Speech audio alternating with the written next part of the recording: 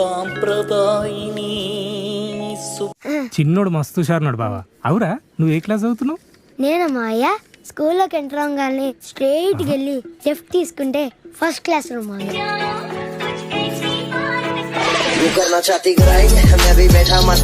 ఇదిగో బయట వచ్చి చూడు, బజ్జీల కోసం కొట్టుకుంటున్నారు.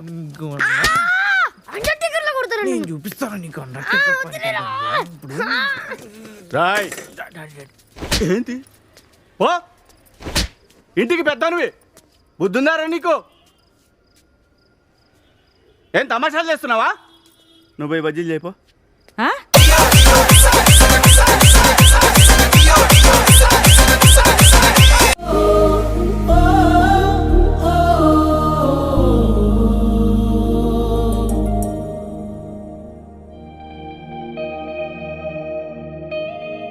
ఏముందిరా?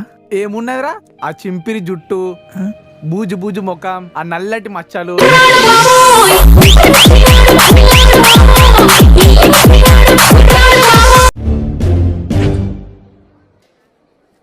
మేము ఫీజు కడతాం, వాళ్ళు ఫీజు కడతారు. మేము ఫెయిల్ వాళ్ళు ఫెయిల్ మనం కొడుతున్నారు sir.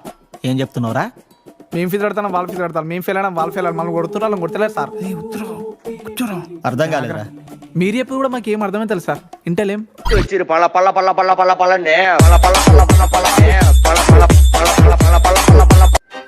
If you want to help me remove my name from Telugu talking list. Okay. See, now only I will cut. Happy? Okay. Bye. Thanks, girl. Okay, boy. Bye, bye.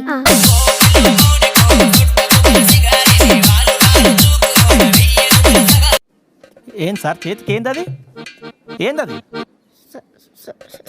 Style sir. Style. ఈ సోకలకేం తక్కలేదు మనకి.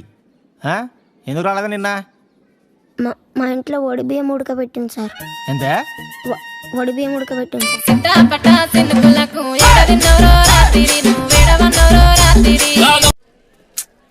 Daddy. మా father నా friend Raghu daddy. I told. Okay, carry on. Father,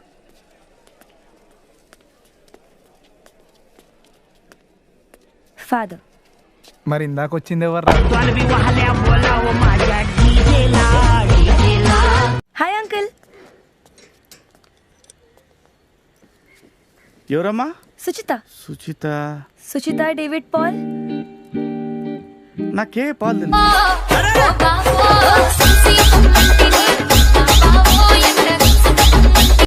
మీ ఇంట్లో నన్ను పరిచయం చేయకున్నా పర్లేదు, కానీ ఇలా అబద్ధం చెప్పి మోసం చేసావు. మీ ఇంట్లో నా పరువు పోయింది రఘు.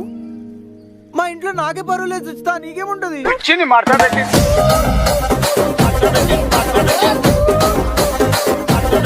ఎక్కడో చదివిన కొటేషన్ గుర్తుకొస్తుంది.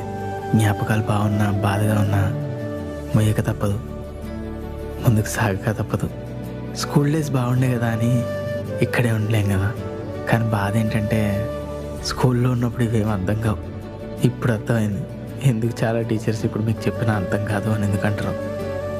నిజమే కదా.